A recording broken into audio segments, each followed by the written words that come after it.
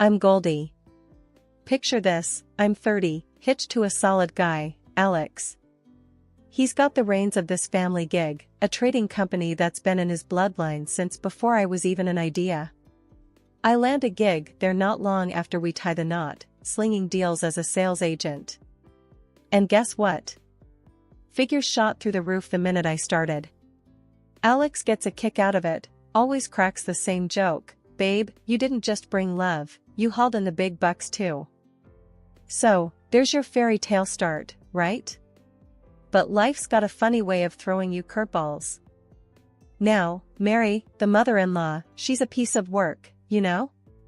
And Cynthia, her daughter, she prances around like she's Queen Bee because she's got some fancy letters behind her name.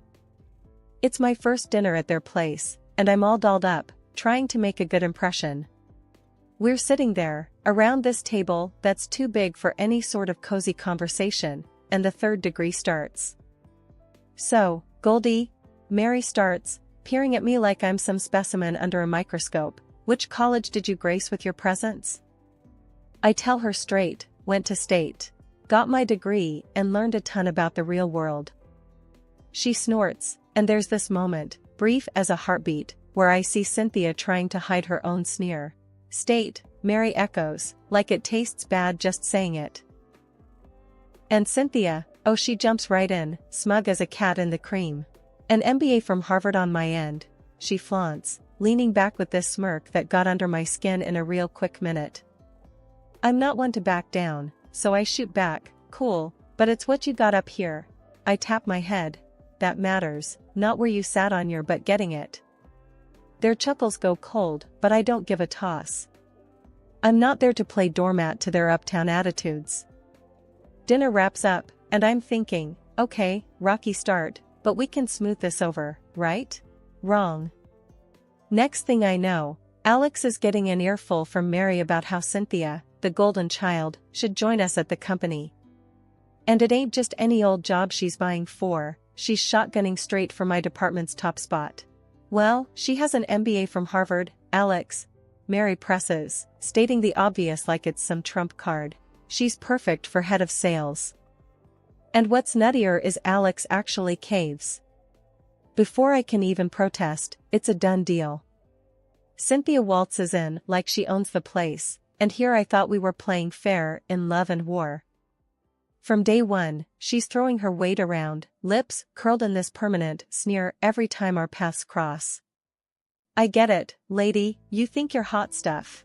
But around these parts, you gotta earn your stripes, not just show 'em. It wasn't so much what she said, it's what she did, or didn't do. You get me? It's the coffee she'd let go cold when an intern brought it to her, the sideways glances and snide digs at my expense, the way she'd talk shop as if she's got years on me. Alex sees it, I know he does, but what's he gonna do? It's his mom and sis firing at him with both barrels if he steps out of line. I land at work, and it's like walking into a storm. Cynthia's there, perched at her desk like she's the captain of a ship. But here's the kicker, she ain't sailing, she's sinking us, one bad decision at a time. Take last Tuesday. I'm in early, coffee in hand, trying to keep things afloat, and in struts Cynthia, dropping her purse with a thud that says, I'm in charge. She calls me into her office, right? Sits me down and starts in with this list of orders that'd choke a horse. Goldie, see these files? She waves some papers at me, scattered like confetti. Fix them. And I need it yesterday. I'm staring at this mess and thinking, lady, you've done lost your mind. But I bite my tongue, nod, and get to it. Fast forward a couple of hours, and I'm untangling her knots, right? That's when Mr. Jacobs calls. This guy's big league, think whales in a sea of fish.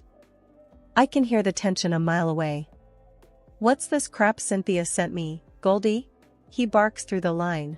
I asked for projections, not preschool scribbles. I'm juggling phones, trying to soothe him. Mr. Jacobs, I got this. Give me an hour. I hang up, track Cynthia down, and she's there painting her nails like she's at a spa. Cynthia, you gotta double check your work. Jacobs is ready to walk. She doesn't even glance up. Not my prob, Goldie. You handle it. So there I am, patching holes in a sinking ship while she's giving herself a manicure. I spend the whole day in damage control, but hey, I do love a challenge. And Jacobs? He's cool by the time we're done, thanks to yours truly. But it doesn't end there, oh no. You think she'd say thanks? As if. The next day, I catch wind of a meeting, right? Alex and Cynthia are at it, voices through the roof. I sidle up to the door, and who do I run into but Mary, listening in like it's the season finale of her favorite show. I'm about to step in, but she grips my arm, nails digging in like claws. Leave them, she hisses, all snake-like. This is family business. I wrench free, feeling her eyes on my back, and open the door. There's Cynthia, tears and all, playing up a storm. Alex, I'm trying, but Goldie's always undermining me. I'm floored. If her lies were dirt, we'd be buried alive. Alex is standing there, and I can see he's torn. He wants to believe his wife, but Sister Dearest is laying it on thick. I speak up. Alex, come on. You and I know that's a load of bull. Cynthia whips around, all drama. See? She points right at me, accusing like I'm the bad guy in some cheap novel. We're nose to nose, practically. You wanna explain, Jacobs, then? I challenge her, my voice level. Alex pipes up, tired lines around his eyes. Enough, both of you.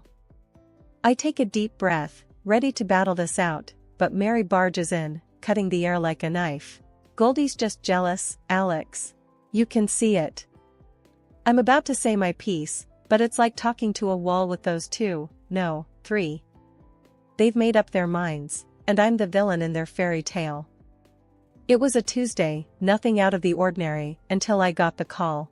Alex had a wreck. Some jerk ran a red and my world flipped upside down. The hospital, the blinking machines, Alex looking too still, it was like a nightmare I couldn't wake up from. I was in that hospital room, feeling like someone scooped out my insides. But here's the deal, which, trust me, made my heart sink even lower if that's possible. According to Alex's will, only a blood relative can take over the company. That should have been our kids, if we had any. Without them, it defaulted to his next of kin, which turned out to be his sister, Cynthia. So, just like that, I'm on the outside looking in. My husband isn't even cold, and already the wolves are circling. So while I'm drowning in grief, here come Mary and Cynthia, all pep and no sympathy, already divvying up the spoils before the battle's even done. Cynthia wastes no time throwing it in my face, right there in the hospital corridor. You see, Goldie, it's all clear-cut. Alex's will is as plain as day. Blood relatives only. With Alex. She trails off, like even saying coma would jinx her takeover. I could barely keep the snarl from my voice. So, what? You're dancing on his grave already? The man is fighting for his life. She just rolled her eyes, as cold as the sterile hospital walls. Business waits for no one, dear. It's unfortunate, yes, but we must think of the future. And as for you, she stepped closer. Well, you were just the wife. As I see it, you were never really part of the company, not like family. Mary nodded, her lips in a thin line. Cynthia's right. You have no children, Goldie. It was always going to be her. That was it. Their true colors, loud and clear. They didn't give a damn about Alex, only about what they could grab from his still warm hands. I walked away from them, my mind a chaos of grief and fury. I had to do something, but what? Every fiber of my being was woven into that company, into the life Alex and I had built. I wasn't just going to let them steal it. Days turned to weeks, and Alex didn't wake up. The company felt his absence like a missing limb, and Cynthia's reign didn't sit right with anyone, they all felt it too. One afternoon, Cynthia blocked my path by the copier, her arms folded over her chest. Still here, Goldie? I'd have thought you'd take the hint and leave with some dignity. I locked eyes with her, my back ramrod straight. Dignity? You wouldn't recognize it if it bit you. This isn't over, Cynthia. Her laugh was empty, but her eyes were sharp. Oh, it's over. It was over the minute that Will was drafted. Alex's beloved wife or not, you're nothing to this company. Better start looking for a new job. I bit the inside of my cheek, tasting blood. We'll see. I turned on my heel and left her standing there. Her words were meant to cut deep, but they just fueled a fire in me. I wasn't about to roll over. The employees, they were with me, they knew where the heart of the company lay, and it wasn't with Cynthia. Day in and day out, I found myself in the same routine, pulling up a chair next to Alex's hospital bed after surviving another round of corporate warfare. The beep of the machines had become my unfortunate companion, the soundtrack to our one-sided conversations. Despite the coma, I'd tell Alex everything, hoping, praying he could hear me. Alex, you won't believe the circus your company's turned into, I'd start, my voice a low murmur, laced with fatigue. Your sister, she's taken over, bulldozed her way through the board, and camped out in your office like she's queen of the castle. She's axed Dan and Rita, just like that, because they wouldn't bow down. And the clients? They're jumping ship left and right. The Henderson deal, the one you worked months on, is dead in the water. They've had it with her. Each visit blurred into the next, the hospital walls absorbing my endless monologue, full of updates and frustrations. I'd scoff and curse, my tone growing bitter as I recounted the latest sabotage. And let's not get started on your mom, I continued, the bitterness in my voice growing sharper. She struts around the office now, tossing digs at me every chance she gets. When Alex wakes up, you're out, she sniped at me yesterday. As if I haven't poured my soul into this company too. I felt the sting of tears threatening to spill, talking to Alex's motionless form. My husband, the man who promised to tackle life's ups and downs with me, was silent, caught in an endless sleep. Yet, I clung to the sliver of hope that someday he'd crack open his eyes and we'd really talk. Then it happened, so unexpectedly it knocked the breath out of me.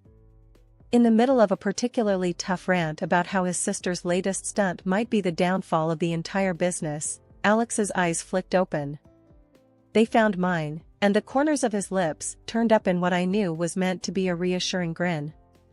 It was a bittersweet smile that didn't quite reach the old spark that used to dance in his eyes, but it was more than enough. Alex, you're back?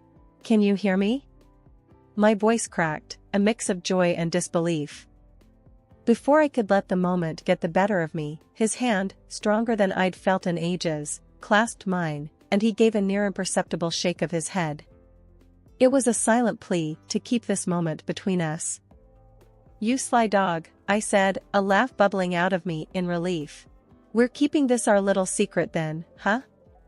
His smile said it all as he closed his eyes again, like this was just a brief break from his rest. But that grip on my hand didn't let up. I leaned in close. All right, Your Highness, we'll play it your way. We'll let them think nothing's changed. But you and me, we're gonna turn this around. Wait and see. Leaving the hospital that night felt different. There was something like hope, or was it defiance, brewing inside me. I'd go to the office tomorrow, face Cynthia and his mom, and act like it was all the same, all while knowing Alex was coming back to me. Days turned into weeks, holding in the secret like clenching a fist around a live wire.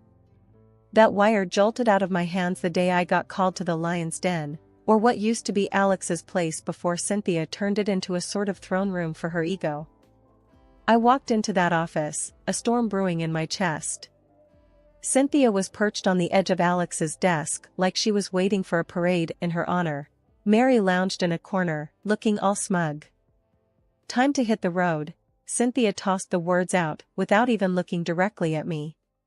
She had the termination papers already laid out like she was dealing cards at a shoddy casino.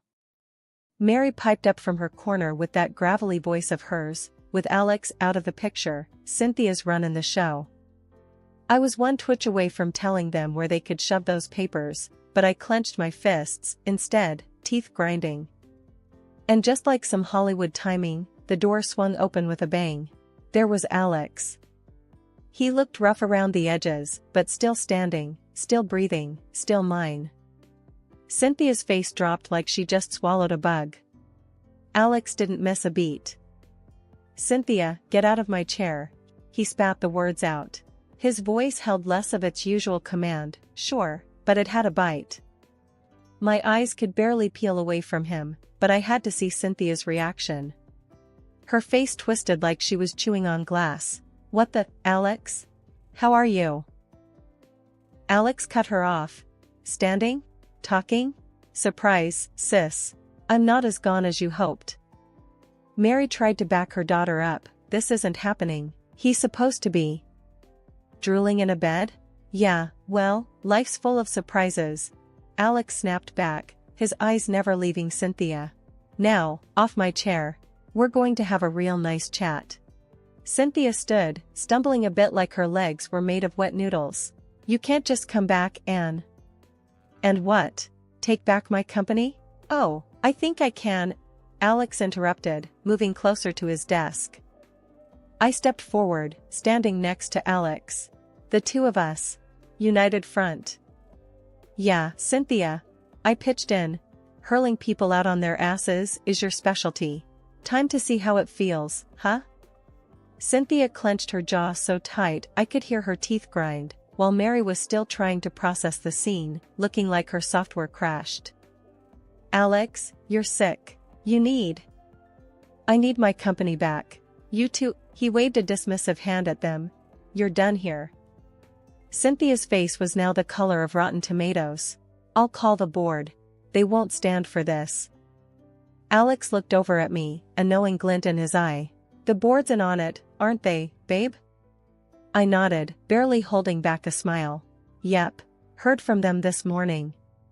They're thrilled you're back. Even sent flowers." Cynthia still tried to have the last word. "This isn't over, Alex." "No, it is. For you." Alex's words cut her off, as short and final as a door slam. Cynthia's eyes flitted between Alex and me, the defeat finally sinking in as she grabbed her mom's arm. They left, not with the whiff of victory but with tails between their legs. Then, it was just us, alone in the room that had seen more drama than a daytime soap. "You played it well, Alex. Had me scared too," I managed to say, my voice shaking off the last bits of worry and fear. He slumped into his chair, looked up at me with those eyes I fell for. Had to make it believable. Couldn't let them ruin everything we've built. I took his hand, a surge of pride washing over me. "They didn't. And they won't." Alex's grip on my hand tightened, the fight still there. Time for some damage control. I shot back, more like a full-on fixer-upper. "But together, we'll patch it up." Alex laughed, that familiar sound, but this time it was a little more victorious. I laughed too. It was over, this round at least. We were back in the game, Alex and I, ready to rebuild and face whatever came next. The office was humming like a kicked anthill when I walked in, fresh energy lighting up the place. With the dead weights cut off, Alex's office felt like a command center ready for a new mission. His recovery had flipped the switch on our future, and we were gunning the engine hard. I found Alex in the middle of the fray, barking orders to the team but with a grin that said he was back to his old self. "Okay, team. Let's not waste any more time," he said. "We've got a whole chunk of backlog to clear and new deals to chase." I leaned against the doorframe, watching my husband rally the troops. He caught sight of me and winked. "Hey, you're part of this too. Roll up your sleeves." Chuckling, I walked over. "Do I get a title for this or just the usual Alex's better half?" He chuckled. "How about co-captain?" Co-captain rang out well, so I nodded. "Co-captain, reporting for duty." Turning to the team, Alex made introductions. "Everyone, meet the co-captain of this ship. She steered it through the storm while I was out." The team clapped, and a few here's rolled through the group. It felt good, really good, like we were a family that had weathered the worst. As the team dispersed to get back to work, I sat down with Alex. So, what's the game plan? I asked, comfy in the swivel chair I had commandeered. We're shaking the tree, babe, ditching the bad apples that Cynthia brought in. Alex sounded pumped. There were spreadsheets all over his desk, plans scribbled on paper. I pointed to the papers. Hiring new blood? Yep. And we're putting money into developing our team. Training, seminars. No more throwing them in the deep end, he replied, highlighting a section that said team growth. I added, not just survival of the fittest, then. Alex shook his head. Nah, it's about thriving, not just surviving. We both knew the buzz in the office was more than just people being busy. It was hope, rebooted and recharged. Then my phone buzzed. It was a message from Ted, our old supplier. Hey, he's asking about the contracts. Should we bring him back in? Alex paused for a moment. Yeah, I think it's time. He was with us since the start. Let's not ditch loyalty. I nodded. Loyalty pays. I'll draft up something nice and comfy. The word comfy had Alex grinning. He knew that meant terms good enough to lock Ted in tightly. Just as I was about to get up and get to it, Alex grabbed my hand. Hey, I never got to say it properly, thank you. For not giving up when I was, well, you know. I squeezed his hand. No need for thanks. It's us against the world, right? Right, he confirmed, and we locked eyes in a moment of silent understanding, the kind that said we were a team, through thick and thin. My phone vibrated. It was Cynthia, rambling on about another blown job interview. They don't get it, you know? I'm leadership material, they want me to start from scratch. No way. Alex overheard and shook his head. She needs to start at the bottom, learn to crawl before she can boss around. I nodded. Right. But try telling her that. Cynthia wasn't the only family headache. Alex's mom was a constant buzz in our background, mad about the money tap getting twisted shut. She called again, and Alex glanced at the phone, letting it ring out. Your mom again? I asked, already knowing the answer. He sighed. Yep. She's been blowing up my phone since I stopped the cash flow. The memories of them assuming the worst when Alex was sick, bordering on vulture circling, stayed fresh. Alex finally picked up on the fifth ring, keeping it clipped. Mom, it's done. You've got to deal with it. The line got real loud, real quick. His mother's voice shrilled through, but Alex held his ground. When the call ended, he was tired but firm. No more free rides. I wrapped an arm around him. You okay? He nodded. Yeah, it's just draining. Let's not let them spoil tonight, okay? I suggested, wanting to steer clear of the drama for once. Agreed. Besides, he said, there's something better to talk about. His hint hung in the air, and I smiled. A baby? He smiled back, full of hope and love, his eyes lighting up at the possibility. Shifting gears from family drama to our own little unit felt like the right move. The notion of a kid, of starting fresh with our own small tribe, seemed to seal the deal on the new beginnings front. Turning off the lights, locking up the office that was once a battleground, we left for the day, hand in hand, a team thinking about adding a new member. Beneath the calm of making plans for the future, there's that undercurrent of family strain. But it's getting easier to let their calls go to voicemail, to ignore the bitter texts. We're not cold, just done. Done with the guilt trips, the scrambling to appease. It's about our little family now. And maybe, just maybe, this fresh start isn't just a new chapter in the business. Driving home, I sat with that thought, thumbing the little baby shoes we'd impulsively bought, a symbol of hope, of new life. So, about baby names, Alex started. I smothered a laugh. Already? He shrugged. Never too early. The streetlights flickered past, each one a beacon in the easy silence of our drive, each one guiding us away from the chaos and towards something better.